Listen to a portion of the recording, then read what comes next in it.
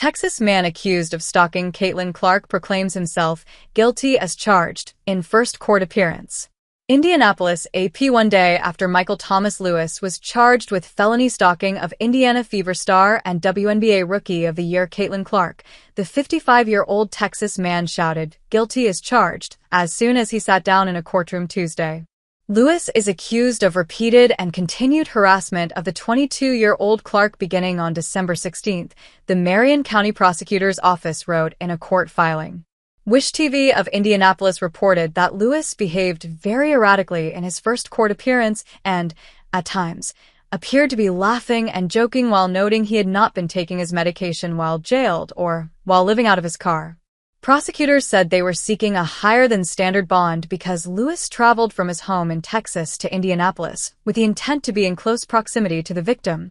Lewis was ordered held on a $50,000 bond, and if the bond is posted, he will be required to wear an ankle monitor and remain in Indiana. The court also filed a not guilty plea on Lewis' behalf, and Judge Angela Davis suggested Lewis remain silent in jail and only speak with his attorney.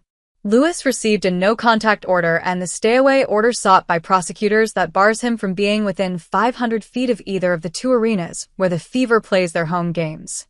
His pretrial hearing will be held remotely on March 31st.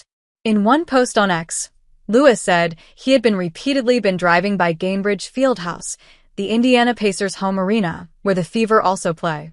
In another, he said he had one foot on a banana peel and the other on a stalking charge.